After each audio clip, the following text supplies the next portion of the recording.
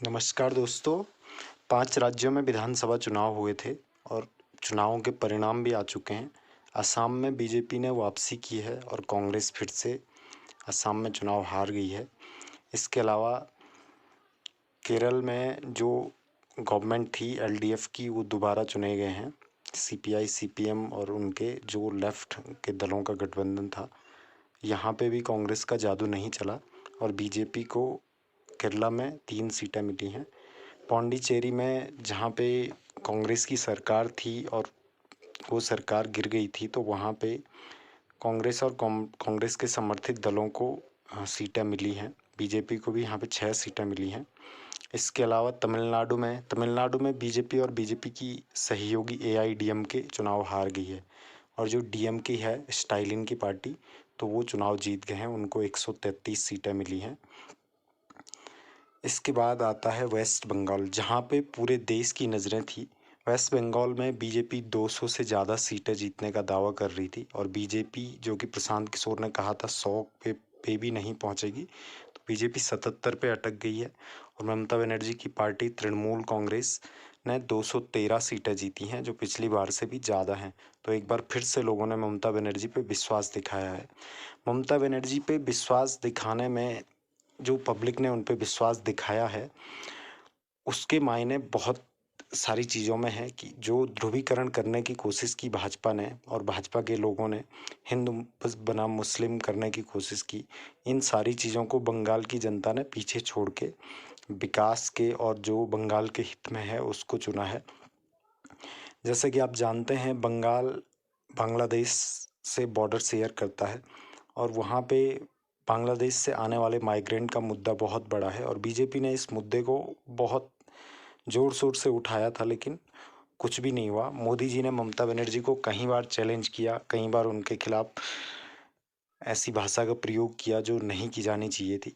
उसके साथ साथ मोदी जी और उनके साथ उनके चाणक्य कहे जाने वाले अमित शाह ने भी बंगाल में खूब रैलियां की, फिर भी बीजेपी को कुछ खास फायदा नहीं मिला। अमित शाह ने चुनाव से पहले कहा था कि उनको 200 सीटें मिलेंगी और आप लिख के ले लीजिए, लेकिन ये सब नहीं हुआ। ममता बनर्जी का जादू चला है। ममता बनर्जी अपनी सीट से चुनाव हार गई है। उसका कारण ये है कि वहाँ पे जो वहाँ के लोकल लीडर हैं, जो ममता के ही साथ थे पहले, शुभेंदु अधिकारी, वो बीजेपी में आए थे और उनको थोड़ा वोटों से जीत मिली है। लेकिन इसके मायने नहीं है कि वो नंदीग्राम में चुनाव हार गई हैं, क्योंकि उनकी लीडरशिप में चुनाव लड़ा गया था और जो तृणमूल कांग्रेस है वो पूरे पश्चिम बंगाल में जीती है, तो उनकी जीत है। बाकी अगर वो चुनाव हार भी गई हैं वहाँ पे, तो इसके कोई खास मायने नहीं है। उन पे लोगों ने पूरा विश्वास दिलाया है। भाजपा की जो ध्रुवीकरण की राजनीति थी, भाजपा की धर्म के आधार पे लोगों के बांटने की सोच थी, उसको लोगों ने दरकिनार किया है और ये इस मुल्क के लिए बहुत बड़ी बात है। यही बात अगर पूरा देश समझे, सभी लोग समझें कि उनके हित में क्या है, उनको क्या सोच के वोट करना चाहिए, तो इस देश का भविष्य सुधर जाएगा। जैसे उत्तराखंड में ही ले लीजिए, मोदी जी को देख के चुनाव में लोगों ने वोट किया, विधानसभा में एक तरफा जिताया और ऐसे लोगों को सत्ता मिली, त्रिवेंद्र सिंह रावत जैसे लोगों को, जिन्होंने जहाँ हर जगह मनमानी की, कई लोगों पे डंडे चलवाए, रोजगार के नाम पे आउटसोर्सिंग से पद भरे, अपने लोगों को नौकरी दी, कई बार अभद्रता की पब्लिक में और उन पे बीजेपी ने कोई कार्यवाही भी नहीं करी 4 साल तक। और चौथे साल इसलिए हटाया क्योंकि उन बीजेपी को लगा कि त्रिवेंद्र सिंह रावत की वजह से वो चुनाव हार जाएंगे। इसके अलावा बीजेपी असम में जीती है और असम में बीजेपी के जीतने का बड़ा कारण है हेमंता बिश्व शर्मा, जो असम के बहुत चर्चित नेता हैं, बहुत एक्टिव लीडर हैं, जो पहले कांग्रेस में थे और कांग्रेस में भी इनका बहुत रसूख था।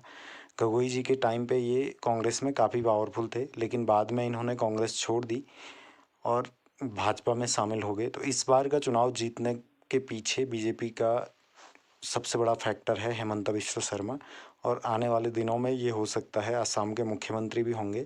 इनका विपक्षी दलों के साथ भी बहुत अच्छा संबंध माना जाता है। तो असम में बीजेपी की जीत से ज़्यादा ये हेमंता बिश्व शर्मा की जीत है। तो दोस्तों, ये 5 राज्यों में चुनावी रिजल्ट आए हैं और ये चुनाव ऐसे समय पे किए गए जब देश में कोरोना बहुत बड़े स्तर पे फैला हुआ था और इसके बाद कोरोना के आंकड़े एकदम जहां हज़ारों में थे वो लाखों में पहुंच गए। मरने वालों की संख्या 2 लाख के पार हो गई। और इस सब के बीच बीजेपी ने चुनाव इसलिए कराया था कि बीजेपी को भरोसा था कि बंगाल में उनको बहुमत मिलेगा, लेकिन ऐसा हुआ नहीं। बंगाल में बहुमत ममता बनर्जी को मिला है और बाकी राज्यों में भी बीजेपी को कुछ खास हाथ नहीं लगा है। तो जनता को बंदूक के सामने रख के ये चुनाव कराया गया और उसमें नुकसान जनता का ही हुआ, इनका कोई खास नुकसान नहीं हुआ। तो दोस्तों, जब अगली बार आप लोग वोट देने जाओ तो आप इस चीज़ को ध्यान में रखो कि किस तरह से सत्ता के शीर्ष पे बैठे हुए लोगों ने कोरोना के समय पे भी चुनाव करवाया, वो भी सिर्फ इसलिए क्योंकि इसमें उनका स्वार्थ निहित था। और देश के हित में वोट कीजिए, किसी पार्टी के लिए, किसी नेता के लिए वोट नहीं कीजिए।